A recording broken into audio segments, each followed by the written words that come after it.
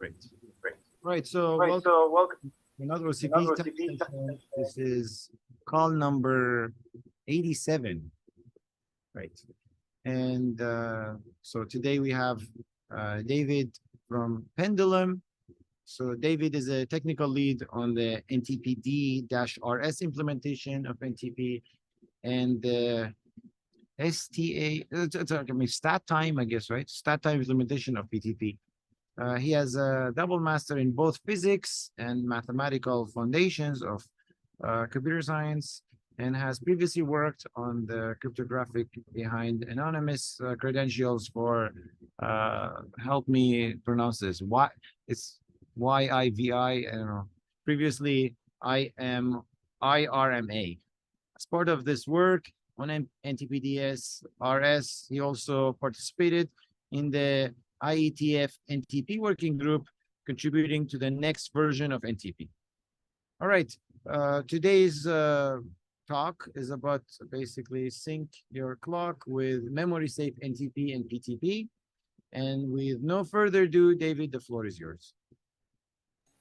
Thank you very much for that introduction. Yeah, so just to manage expectations a little bit, I'm still recovering from a mild cold. If you hear an occasional cough, I'm sorry. Also, this talk will be about half an hour, I guess. If I don't get any questions, if you want to ask questions during the talk, please do. Hand raising on Zoom, in my experience, works reasonably well. So if you, at any point, anything's unclear or you wish to go into more depth on a subject, just feel free to ask questions. So given that introduction, I think we can skip this mostly. So yeah, I'm the technical lead of Statime and NTP-rs. I have a background in physics and mathematics. And I'm also actively working as part of the NTP Working Group on NTP v5. So what do I want to talk about today? I want to give an introduction to the Pendulum project, deep dive into the project goals and how we, pretty much the project goal and how we intend to achieve that goal, some of the design philosophy, dive into a few of the implementation details, not too many, but showing a little bit of the flavor of how things work out, given our approaches. And then also a little bit on future directions, both of the project itself, as well as a little look at what we're trying to do within NTP v5.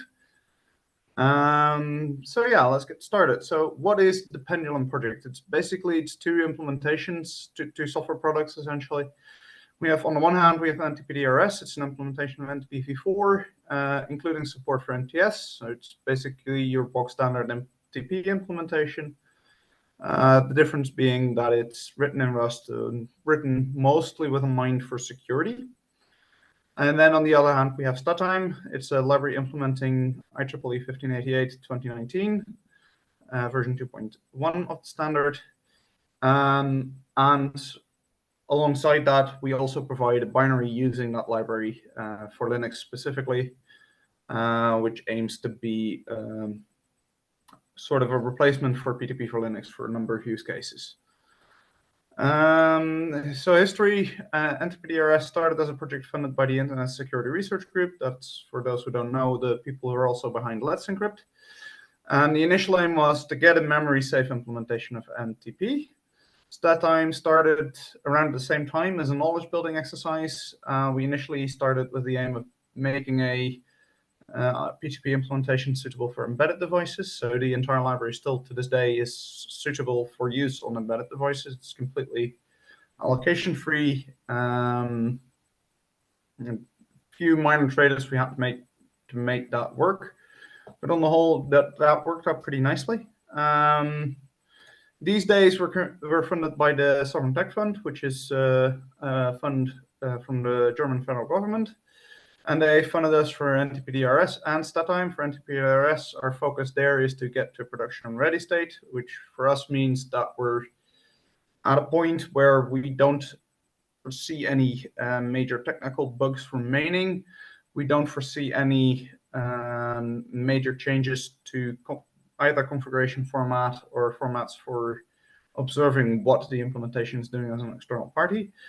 And we also expect to be pretty much perfectly forward compatible in the sense that if you upgrade our software and you have an existing configuration, At this point, each subsequent upgrade should just work. It's our goal to make it just work without changes on the user's end.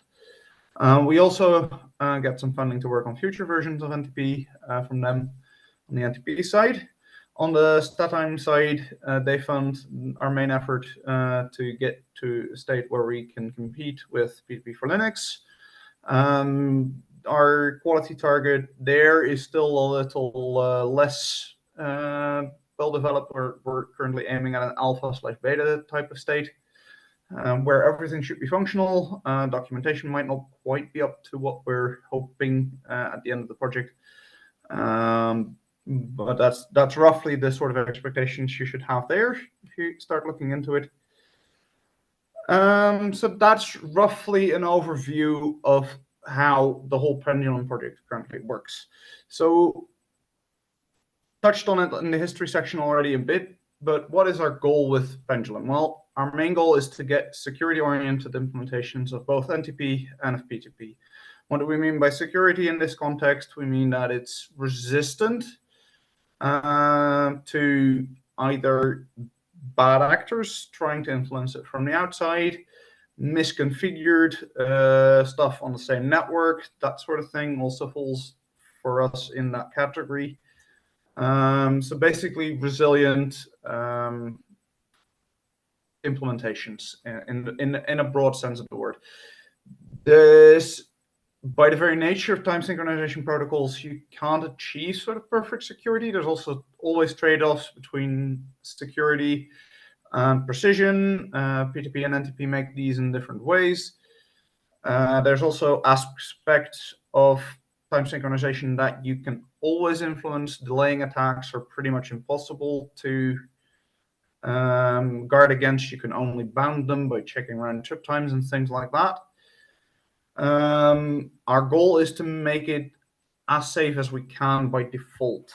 So how do we approach that? Well, first of all, we work mostly in Rust. Memory safety is the goal we started from. So that's one of our main focuses. But the others is we want to have really easy configuration that's clear. We want to have safe defaults and limiting scope. So let's go into a little bit more in detail on how we approach these different aspects of how we try to get to a safe and secure implementation. Starting with memory safety. So memory safety, well, we use Rust. That gives us a lot, but Rust still allows you to write unsafe code. It just basically means that you need to mark it.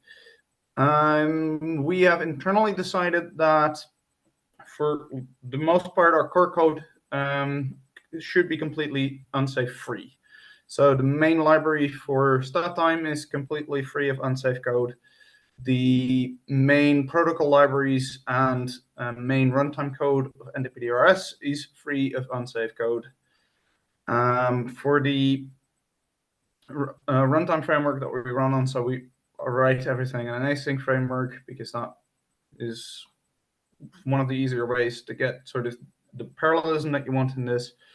We rely on beta-tested dependencies, Tokyo Mio. Whilst they do contain unsafe code, they are well beta-tested, they're reasonably well understood.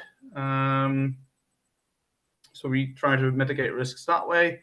And finally, because we want to manipulate time, we need to interface with the OS in a way that few applications do. That means we can't entirely rely on the Rust standard library. We do need some low-level access to OS primitives, primarily around timestamping in the network layers and clock manipulation. So we don't get entirely away from unsafe there. And we've decided to mitigate the risks there by separating that code A into separate crates, which are smaller. And then in those as well, minimize the use of unsafe and mark it everywhere and thorough review when we touch that code, essentially. So that's how we try to deal with the whole memory safety aspect. So far, that's worked really well for us. We haven't had any issues related to memory safety. We've had one issue where a denial service could be triggered by an out-of-bound access. But that, because of the memory safety design of Rust, that out-of-bound access was called by a panic instead of just accessing random data.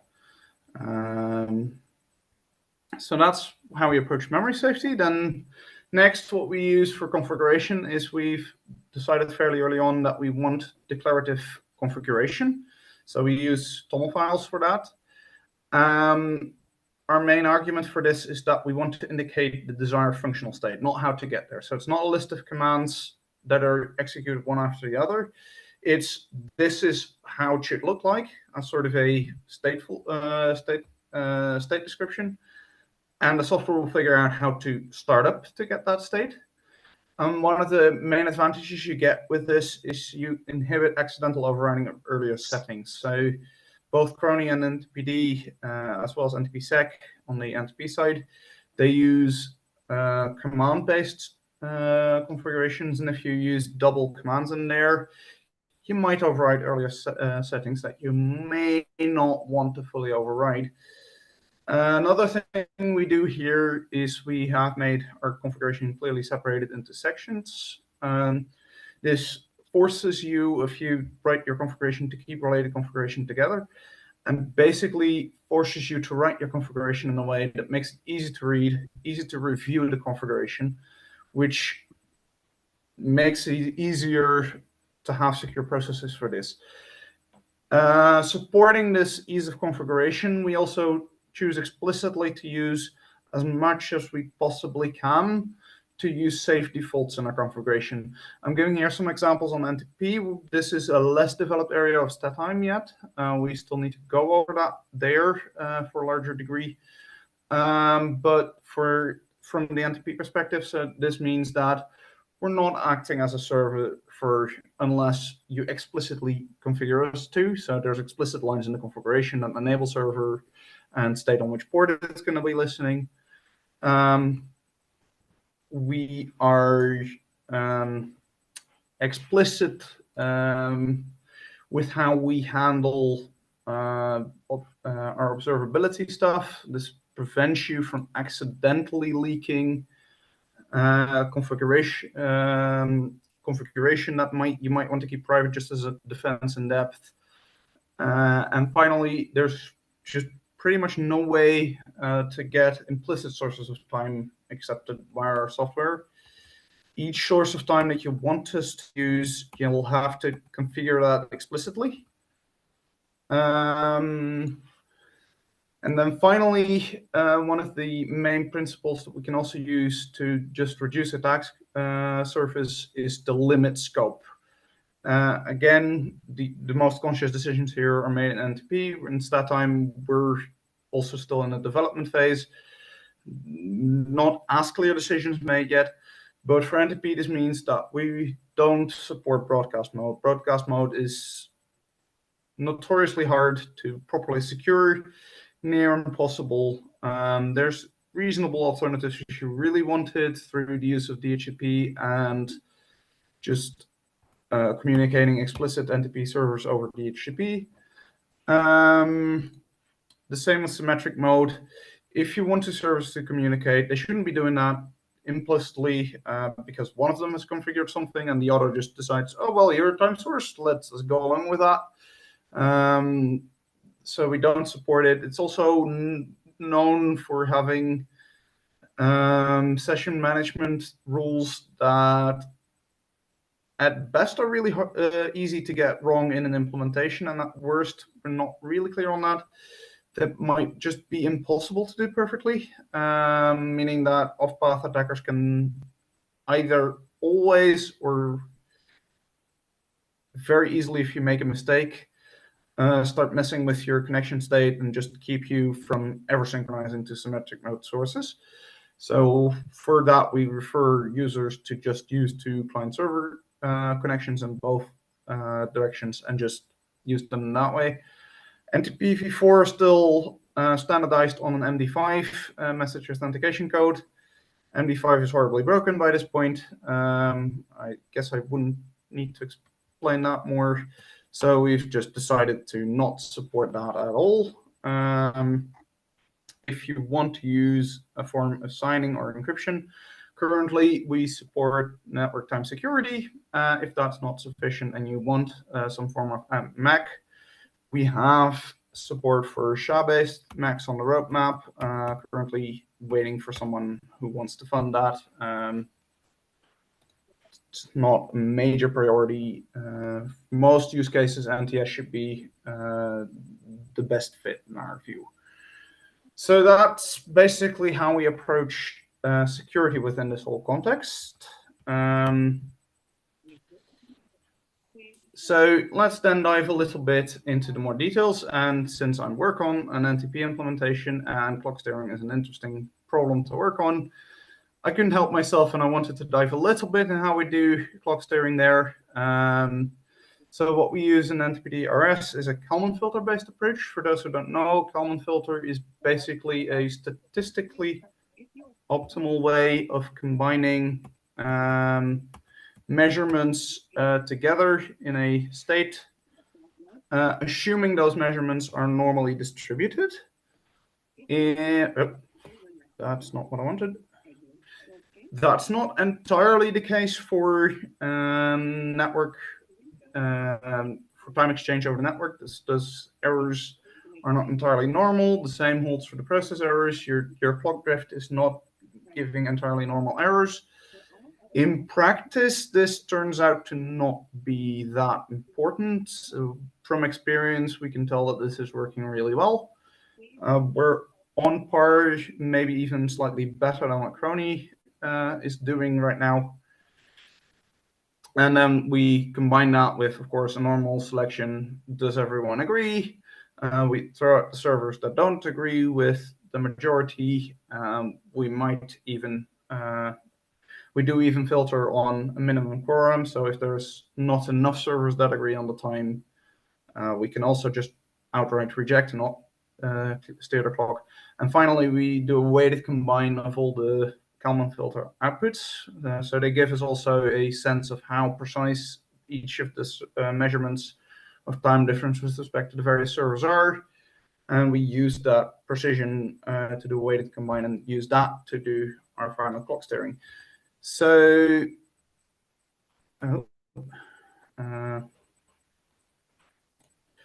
with Kalman filters, it's really quite important to have reasonable noise estimates. With an NTP client, this can be a bit tricky because you might be running on widely different hardware and it might be asking a lot of the user to make these estimates for you. So we just don't ask them to. For measurement noise, there's a relatively easy solution for the noise estimate problem. It's we can estimate variation of the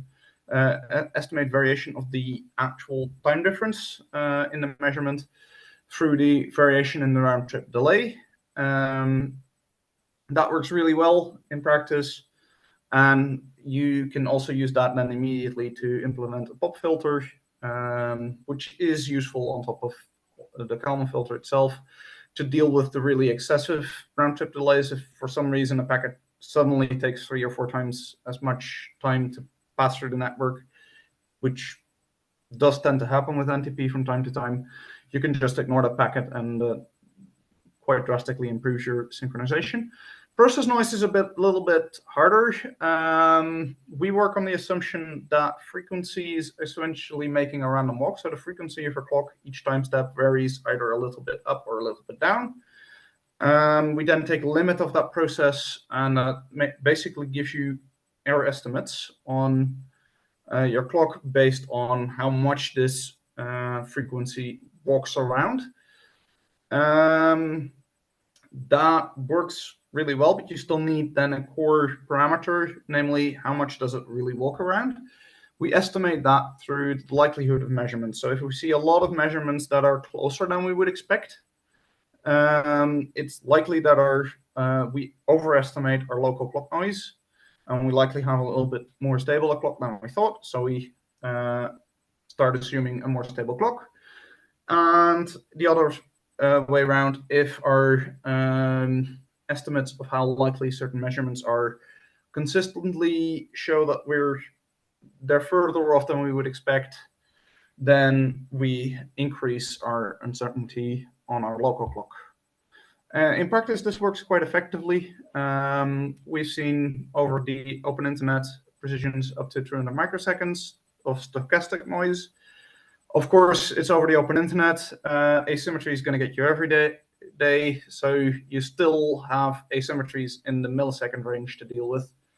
But you've basically, this gets you quite good stochastic precision. On local networks, both are quite decently improved, and we see stochastic precision to the microsecond level with a single switch in there, and asymmetries of a couple of microseconds. Depends a lot on the switch in the case of the local network. So this whole clock algorithm, of course, is not the standard that's described in NTPv4 standard. That's in the current working group a bit of an open issue. For the next standard, we're looking at just not standardizing how to do clock steering. In practice, it used to be standardized in NTPv4 because it was the opinion of the authors back then that to ensure stability between the various, in the interactions between the various algorithms, you really needed to standardize on one thing. Both Crony and us are now using different algorithms, and there have not been observed any negative impacts of this. So it doesn't seem to harm interoperability at all. And the improvements, both in precision, but also just in ease of understanding and ease of manipulating the parameters of this filter, just make it worth for us to go a slightly non-standard route here. So that's one way, one implementation detail that I wanted to highlight. Another is in PTP, how we deal with what we call master-only mode. I must apologize here. We are still on the old nomenclature for master and slave states. I know there's new nomenclature out there. I'm still not used to it, to be honest. Tend to make a lot of mistakes with it. And for now, I'm sticking to the old terminology. If you're really offended, I'm really sorry. I'll try to do better in a year or so. So PTP master-only mode as defined in the spec. When a port is in master-only mode, just ignore all the received announced messages on that port. As a result of that, the BMCA will always recommend master mode for that port. That's not always what you want, though, in practice, because it means that it will stay in master mode even if there are multiple sort of reasonable masters there.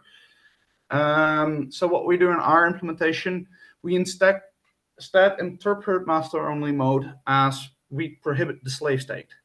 And we don't do anything with announced messages just yet. And what this does is provide us a little more flexibility on this point. Again, this doesn't seem to give any sort of practical interoperability problems. Perhaps if you go into the maintenance management mode side of PTP, this might give some confusion in certain contexts. We're not entirely sure on that. We currently don't have plans to implement the management extensions for PTP. If you have feedback on this, we're happy to hear it. The original functionality can still be attained with the help of acceptable master tables, or master lists, I call them here, by simply enable master-only mode and then add an empty acceptable master list, because that means that all incoming announced messages will be checked against the acceptable master list. They will all be rejected as not being on that list.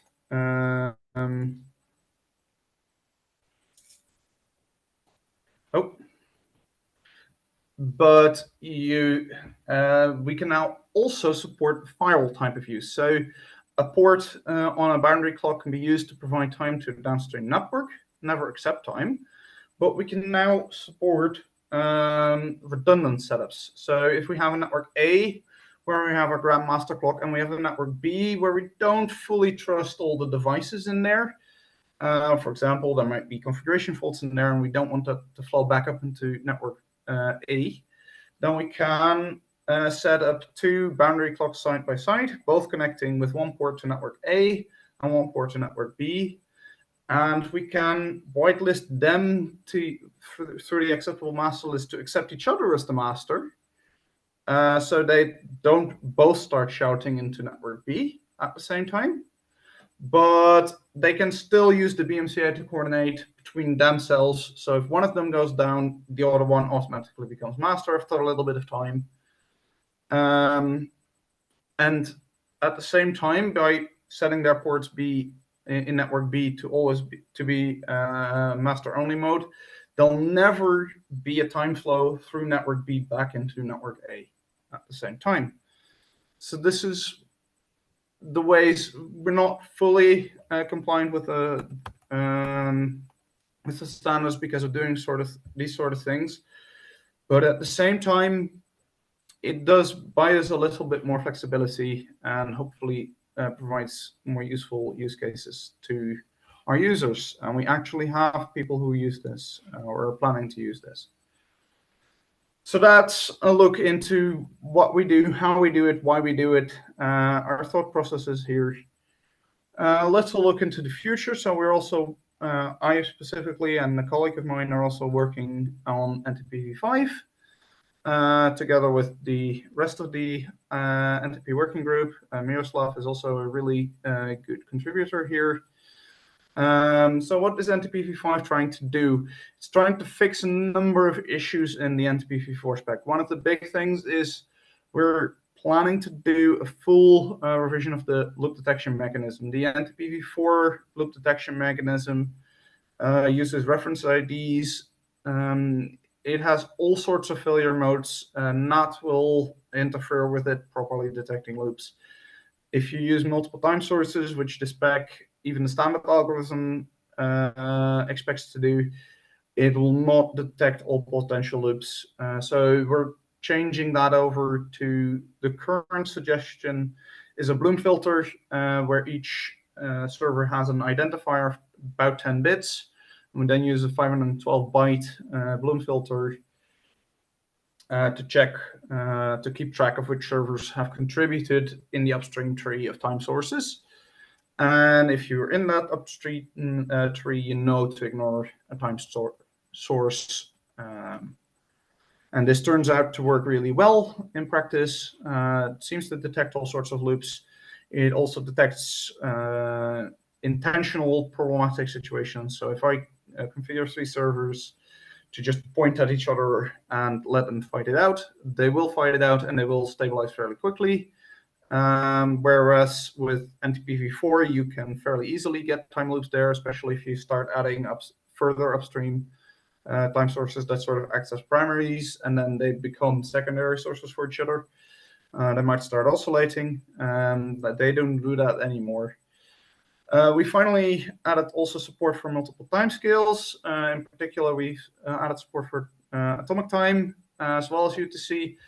Atomic time should be a big step on the way to dealing better with leap seconds. NTPv4 doesn't particularly do well around leap seconds because the timestamps repeat around that time, just because of how everything is defined. This also supports properly indicating that you're doing leap smearing, which should help alleviate problems that we've had in the past with the Google servers, which do leap smearing, ending up in configurations alongside other time sources which do not do leap smearing, and then you've got 2 time sources that disagree on the time by up to half a second, which gives all sorts of interesting effects and might cause oscillations again, and things like that that are unwanted. Finally, we've also focused on removing some of the information leak paths that are still present in NTPv4. So instead of using the transmit timestamp of the client as sort of a token for what the response in the response to detect the right response and to detect the late response, we now just specify that you should use a random string. You should already in NTPv4. That shouldn't be an actual timestamp, but we still see implementations that make it an actual timestamp. So it's now in the spec we're switching to just specifying that these should be random bit strings, which hopefully will make people less likely to make mistakes in this in the future. So that's what our work on NTPv5 looks like. So what do we plan to do within the Pendulum project over the next couple of years? What are our hopes and dreams of the future? So we would like to eventually get Statime also to a production-ready state. So similar to NTPD-rs, ensure that it's fully forward compatible. You can upgrade it without having to potentially change its configuration. We're not yet there yet. Our current funding package isn't going to get us there likely, but it's our hope that we can get there. We're looking at supporting local reference clocks in NTPD-rs, so things like GPS clock support, pulse per second, that's currently not yet supported. We'd like to get some modicum of support in the near future, but to fully get this implemented will probably take a while. And we would ideally like to contribute, keep contributing to future protocol development. So walking the long road of getting NTPv5 standardized. I have long since accepted that this is going to be a multi-year effort. We hope to get there within the next 2 or 3 years. That would be my optimistic estimate. And we're also looking to get involved in defining and properly standardizing some of the leap smearing timescales, which is actually part of what we're going to likely need for the NTPv5 work as well. So if you found this all interesting, try out NTPD-rs, try out Statime, look at them, read the documentation, report bugs and issues.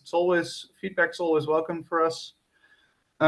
If you're interested at all in protocol development or have certain desires, feedback on IETF drafts is always wanted, especially also from end users. We in the working group are sorely missing feedback from end users. There's a lot of developers in there. There's not so many people who use the end equipment. In particular, if you need a starting point, want a starting point, the requirements draft for NTPv5, which specifies a lot of what do we want out of NTPv5, what do we want it to be, not the technical detail of how we get there, but what should it provide us, is in there.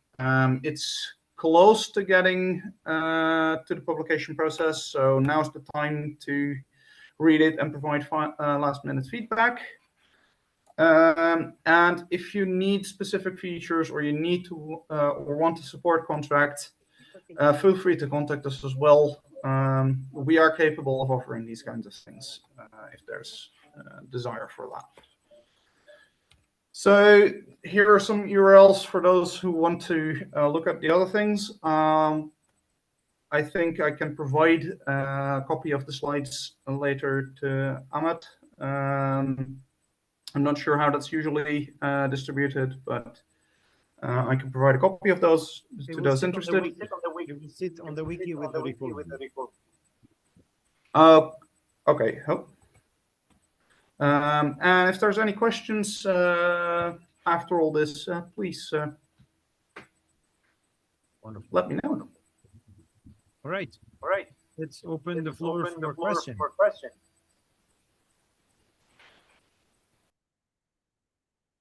Just unmute yourself and ask your question if anyone here from the audience.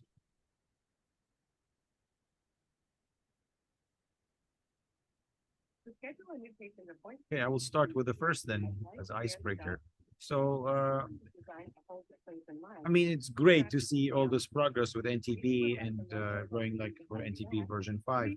I was wondering, like there are certain things that they basically are the source for like less, let's say, precision, including, let's say, hardware timestamping or the lack of transparent clocks. And I was wondering, is there any, let's say, vision or desire to have, let's say, at least adaptability for things like that, let's say in NTP version 5? And I mean, ultimately, the question is, would you guys be open to have, let's say, an interoperable, if not identical, to a, let's say, merging the two sides, like from what PTP is doing and NTP is doing, and make them interoperable. So use advantages from both sides, like for the benefit of, let's say, the end users. So yeah, this is definitely a thing. On the precision front, NTPv4 already allows the use of hardware clock, of hardware timestamping if you want to. NTPv5 additionally will will finally formalize something that's already sort of exists in NTPv4 called interleaved mode, which essentially allows you to send a more precise timestamp at a later time. So that allows you to use send timestamping. One of the challenges with using that at the moment is that not all network equipment, not all NICs in particular, support just timestamping any old message. It happens a lot that they only support specifically timestamping NTP, PTP messages. It's not entirely clear to me from a hardware design standpoint why that is. I've seen hardware designs that support it fully, and they seem reasonably simple. So I'm guessing there's technical reasons there that I don't fully understand. So that already exists to a degree. To overcome sort of the hardware support problem, there's a current draft called NTP over PTP that basically wraps NTP messages into PTP delay request messages, which essentially tricks the hardware into timestamping it anyway. And that means that you get a lot of the advantages of NTP, a slightly better security model, whilst still getting all the benefits that hardware timestamping can give you. That turns out to be sufficient to also get some PTP transparent clocks to work. You need unicast transparent clock support for that to produce reasonable results. But if you do, then from what I've heard from people who've implemented that, nanosecond precision is definitely within reach.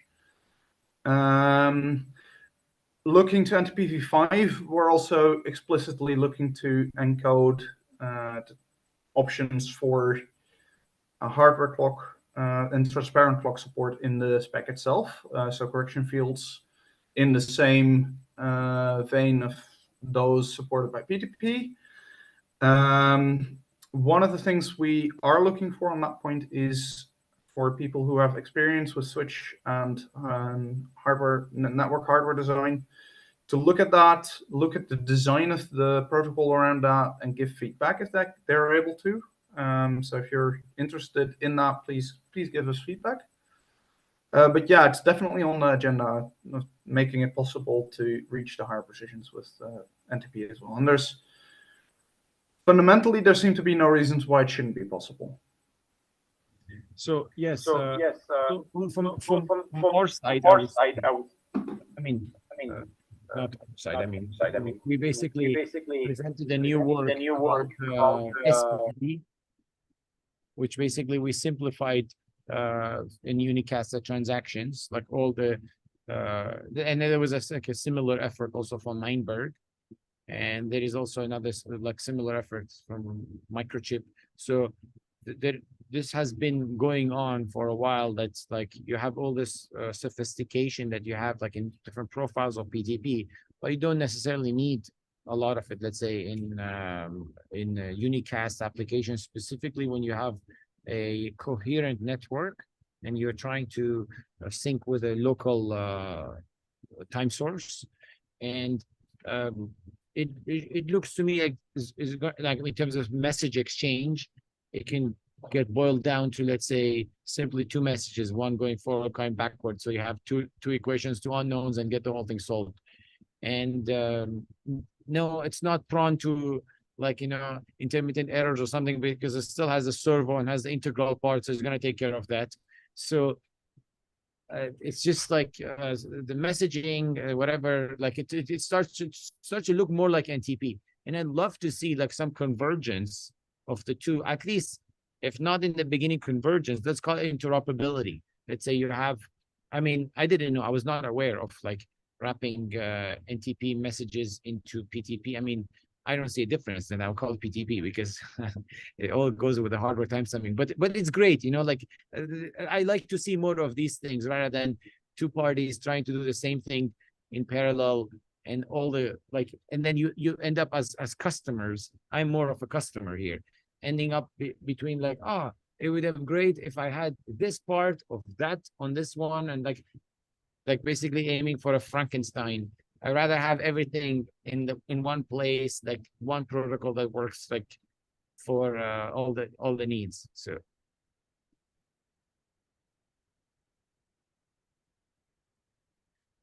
all right, let's see anyone else. Any more questions?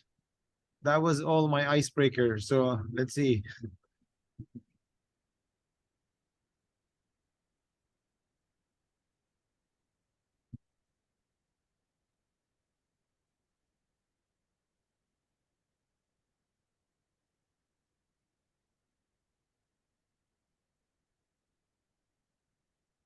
David, maybe again you can speak more on that wrapper for like with NTP and PTP formats.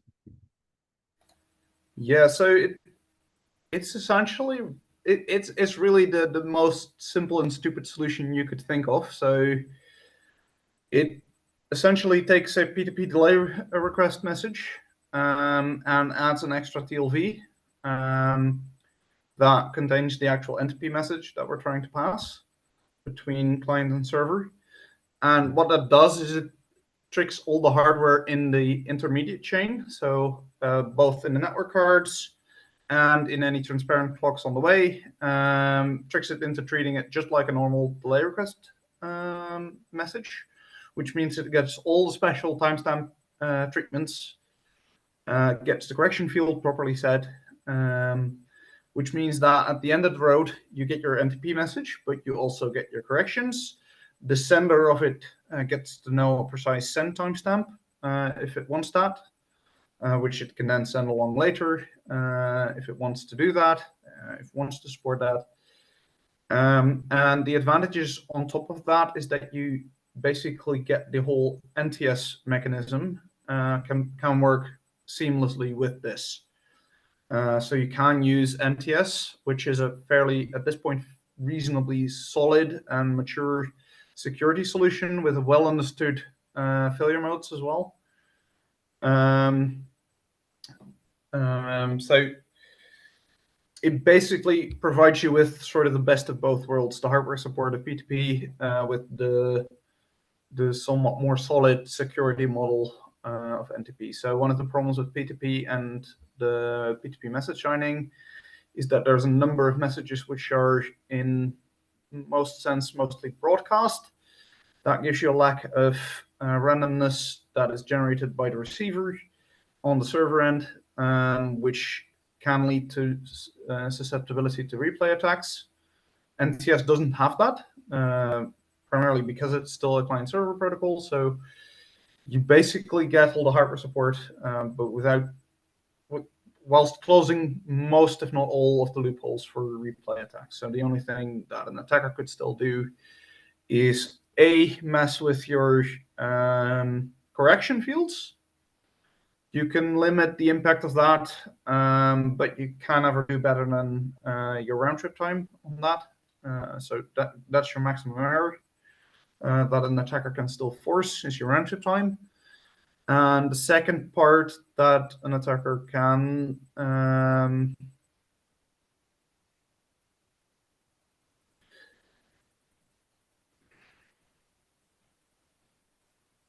trying to formulate my thoughts. An attacker can still drop messages, essentially. How about the servo side? Like, do you have also like a PI controller or something like laner egg or something?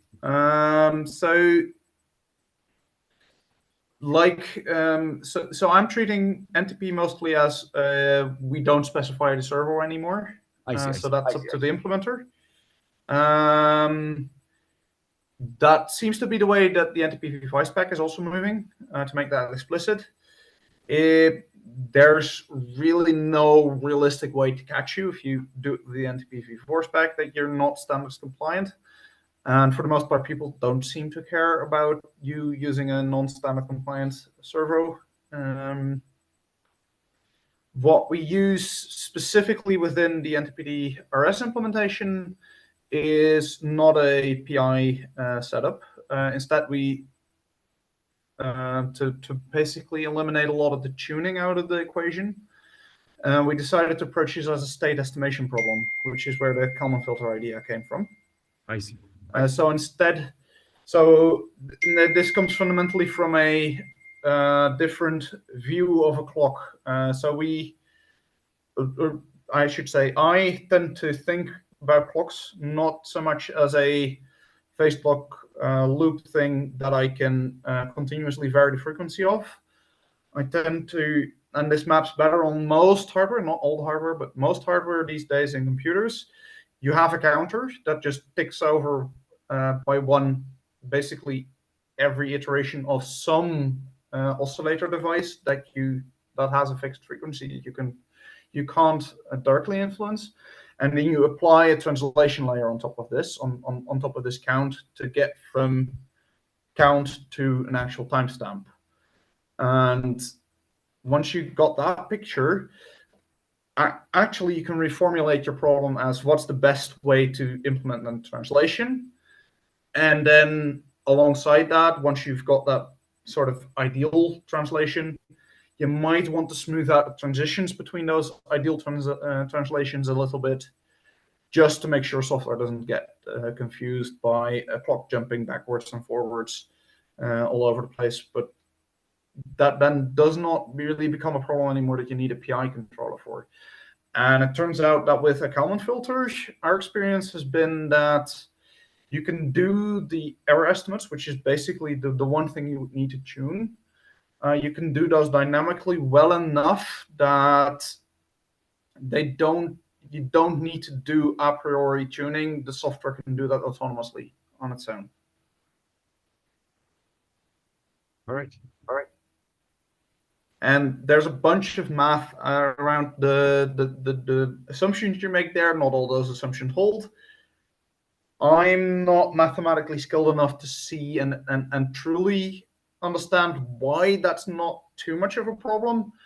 But it seems to correlate with the general observation that for most applications, even if errors are not exactly Gaussian and not exactly matching what a Kalman filter needs, it tends to still perform fairly well. I'm wondering how the stationarity conditions are met in this. And I'd like to see it.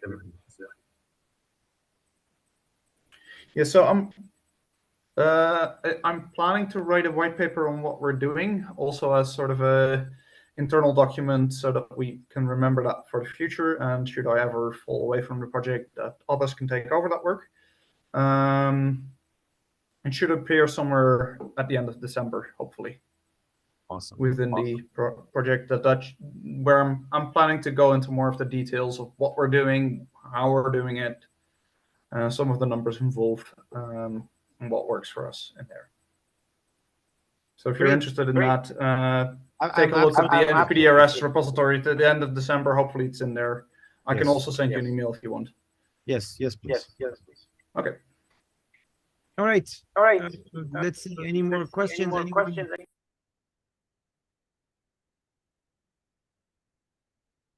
right. Hearing none, I can give you guys back 7 minutes, I'm assuming. So the recording will be on the wiki as usual, and David will send me the slides, so we'll add them there, and we'll see everyone in 2 weeks by presentation from Avenue.